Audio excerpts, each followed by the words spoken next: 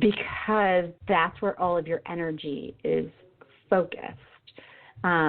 If, however, you move up the chain of needs and you have love and you have security and you have those things, you, in most cases, I would say there are the exceptions. And sometimes we see people rubber band back, which is what we've been talking about today, where it's like you've gotten through the triangle and you have, been fed and, clothed and loved, and you have education and all of this stuff.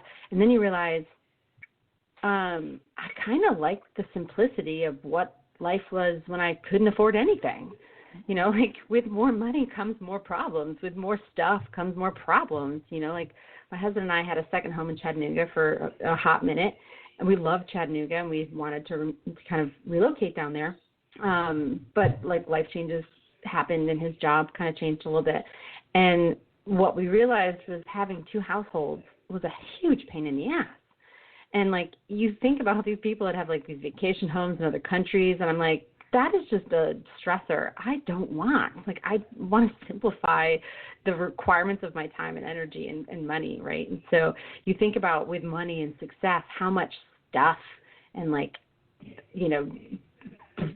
just obligations that, kind of come with it, that you find, I think, as people become more aware or more awakened or whatever, that their values change to a point where it's no longer the materialistic things that are important.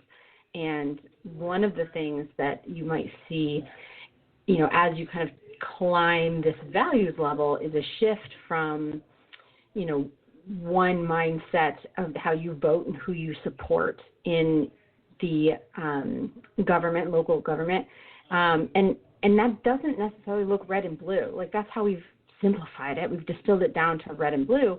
But, as someone who is very distinctly blue, I have a number of Republican, candidates that I'm like, well, I really like how they're handling this particular thing, because that's how I'm fiscally conservative. So I'm like, I don't necessarily think that the federal government should be making all sorts of decisions for my local school system. Like my local school system has different needs than the school system in New York City, right? So, I think that as we kind of shift our value levels, we see our collective start changing what they find valuable too. And we're going to see that kind of come through on policy, which is, we've talked about Bernie a few times, but, as a collective, we've started to value healthcare more and its importance, and the fact that most people think it's a human right. We've started to prioritize candidates that believe that way. I'll be excited to see if Elizabeth Warren gives it another go in 4 years, see if she gets her progressive campaign back again to give it a run, because I do like the more progressive thoughts, like the Bernie Sanders thoughts and the healthcare for all, and we are really seeing how that could be beneficial during a time like we're experiencing right now, where you have, I don't know how many millions of Americans out of work right now, and probably 90% of their health care is associated with that job. Well, on that note, the current administration has even expanded access to the Affordable Care Act. If we didn't have the Affordable Care Act, what would have their moves been? Is that something that Obama put in place? That's the Obamacare, is what the right wing likes to call Obamacare. But there are very strict rules as to when and how you apply and how you qualify. But they've expanded the access to it because this is a health pandemic with so many underinsured or uninsured individuals that, that's why they had to make testing free. Otherwise, nobody would get tested. We'd have no data to tackle this, and people would just walk around and, keep doing their thing, and we'd be in a much worse position. And, it's so important to the survival of our country that we have some form and some access to health care for everybody. And that's never been more blatantly, transparent than right now. Like we have talked about before, this pandemic is bringing around awareness, bringing things to light, showing some leaks in the system, showing some weak parts to the system. It's all an opportunity to see what is functional and what isn't functional and get past that cronyism of, hey, but if we take down the electric grid and replace it with something different, then all those people will be out of work. I'm like, I know, but you can put them back to work in the green situation. So there's a lot of fear around the changes that are coming, and I understand that. I send energy to the planet every day for cool, calm, and graceful energy, because worrying is certainly not going to change the outcome or make it better. In fact, it's going to change our perspective and maybe even slingshot us back a few levels in our values level system. Like we talked about, when we get anxious and stressed, we might regress back to that lizard brain a few levels back. Again, don't be mad at yourself. Keep moving forward. These are trying times. This is not for the faint of heart. I feel grateful that I'm as affected as little as I am, and I do know that there are people out there that are wildly affected. But I think these are the shiftings and the tension and the strain that comes with growing pains. Yeah. Yeah. I would say that it would be beneficial for people right now to really look at their value system personally, what it is in their life that they value the most. And I think that we've been provided a perfect opportunity for that, because I've seen a lot. I know that Sarah made a post about it whenever we discussed it for a moment on the show about 2 weeks ago, but I've seen it popping up a lot more on social media about, if money was no longer valuable, where would your value be? What would your value be? And I think it's really an important time to start paying attention to that, because money only has the value that we put into it. If we personally do not value money, it doesn't even exist in our system of how we survive or how we meet any of our needs. There are people that work in different constructs than that. And I'm not saying that everybody should just throw away money, but I think it's definitely an important time to start assessing what your values are and how you live within them. Yes, and being honest with yourself. And of course, taking some outside constructs into consideration, but not mostly. I know so many people who are from my home state who could do real well of getting out of Michigan and trying something new, trying something exciting. But number one response to why they don't leave, even though they want to, family. That is a wonderful reason to stay in one area, but it's not the only reason to stay in one area. We have trains, planes, and automobiles, Skype, Zoom, and face chat stuff all available, and it isn't a good choice or a good idea to make your decisions based solely on other people's expectations and desires, or just made up things we've told ourselves along the line. If I don't have a house, then I'm not a good parent. Well, Tasha's a good parent, and she wants to go on the road. You can do it both ways. It's available. It just depends on what you want, and being honest with yourself and really chiseling away that internal voice that's not your higher self, that's your ego, and saying, we'll do it this way. This way is called success, or this is a successful way to do it. It's a foolproof. No, nothing's foolproof. Nothing's guaranteed.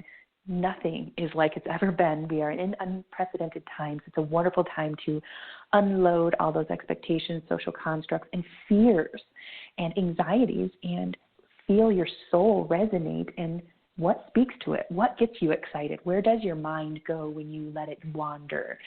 That is your happiness. That is your joy.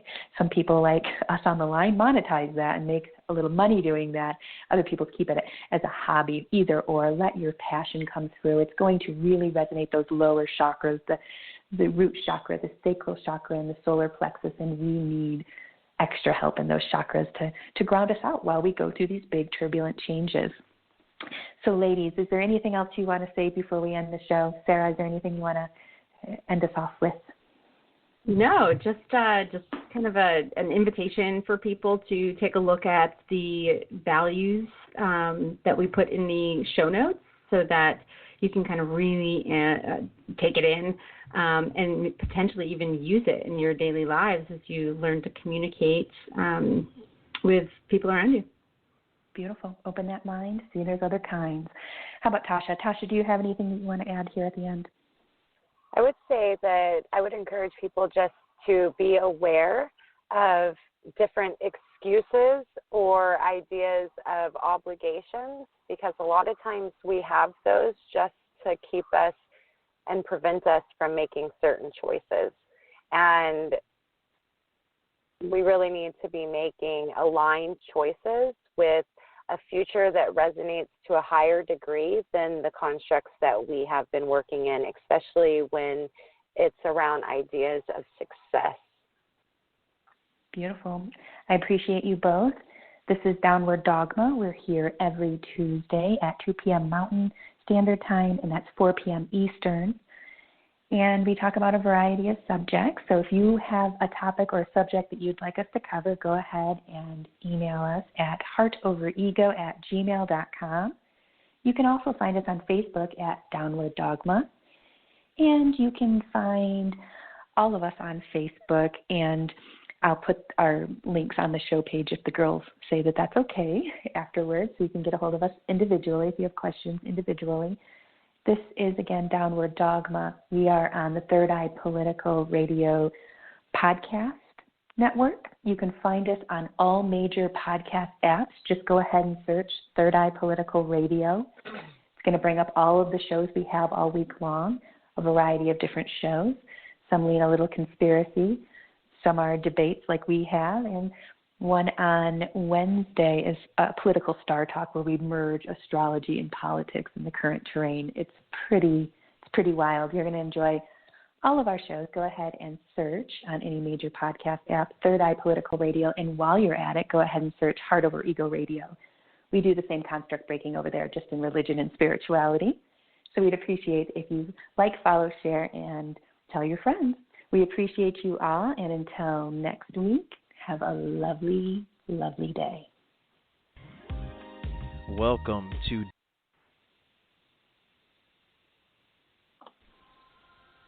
You're listening to Third Eye Political Radio, and we really appreciate you joining us.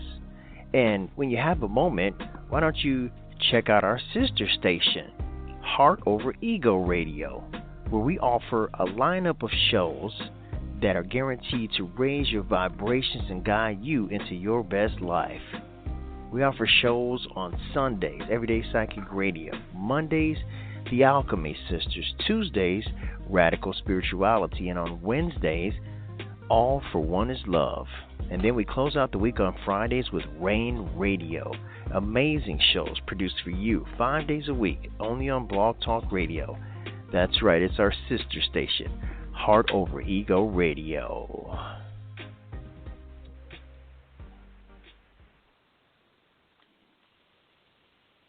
And with our last minute here, I'm going to do the rundown of the shows we have on Third Eye Political Radio. On Mondays, we have The Rebellion with Rebel. And on Tuesdays, we have Downward Dogma with Jennie, Tasha, and Sarah. On Wednesdays, we have Political Star Talk with Sonia, Sybil, and myself. And on Friday, we have Dapper Baboon, our comedy act, with Bo and David. Check them out. They'll make you hoot. And on Sundays, we have Beyond Politics with myself and my good friend Bo Micadelic, a comedian from Atlanta. So go ahead and check out our other shows. And until then, have a lovely, lovely evening.